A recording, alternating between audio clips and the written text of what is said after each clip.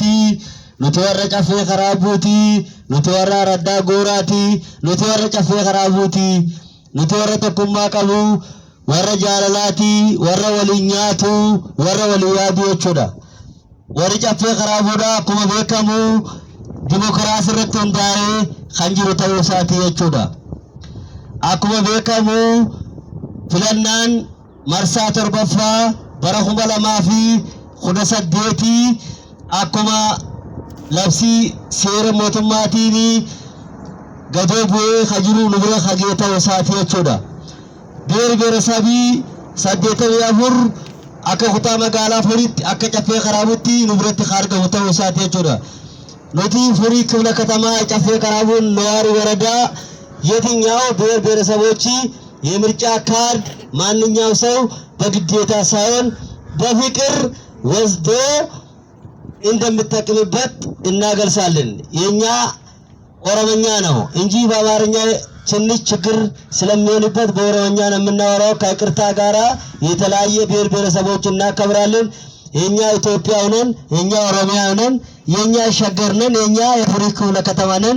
የኛ የፉሪ ክፍለ ከተማ ጨፌ ከራቡ ወረዳ የዞን 10 ነዋሪ ነን ማለት ነው።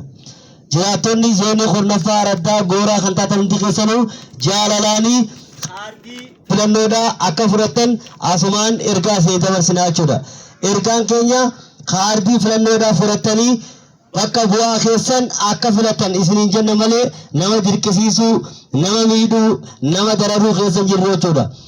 Akkuma beekamu bulchaan bulchiinsaa aanaa magaalaa Cafee Karaabuu obbo Alamaayyoo Abarraa Alamuu nama tokkollee miidhinaa nama tokkollee dararinaa namni kaardii filannoodha fedha isaatiin akka fudhatu warreen araddarratti bulchitan gaachanni sirnaas gaggeessaan zoonis hundi keessanuu jaalalaan ummata afaan amaaraa beeku afaan amaaraatti naftanaagada ummata afaan oromoo beeku afaan oromootiin ummata afaan tigree beeku afaan tigreetiin ummata afaan somaalee beeku afaan somaaleetiin ummata afaan arabaa beeku afaan arabaatiin nama hundaa'u afaan inni beekuun mirga isaa eegaati kaardii filannoodha akka fudhatu itti himaa nuunjaanii ergaa sirriitee ergaa caffirraa dhufe ergaa oromeerraa dhufe nu bira waan gaaniifi akka zoonii keenyatti ergaa karaa sirriiteen isinii dabarsaa jirra waan ta'eef karaa sirriiteen jiraatonni keenya hundi keessanuu kaardii filannoo fudhatanii bakka bu'aa keessan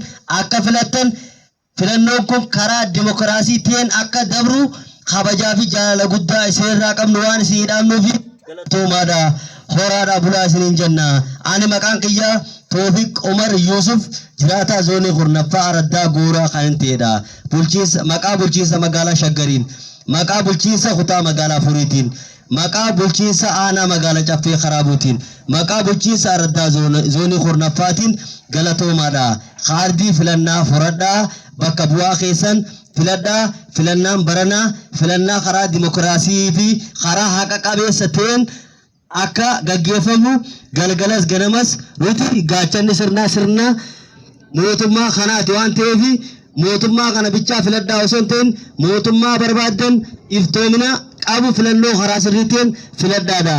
Filannaa immoo gaafa filattanii nama hojii sirriitii fi hojii haqa qabeessa biyya Itoophiyaa kanaaf dhaabbatee hojjete filattu malee nama immoo haqaa fi haqa qabeessa hin taane ummanni keenya adda beeka eenyutu haqaan hojjete eenyutu cubbuun hojjete eenyutu haqaan hojjete kajau adda baafatee ummanni keenya barumsa guddaa qaba waan ta'eef waan beekaniif galatoomaan isin jaachuudha.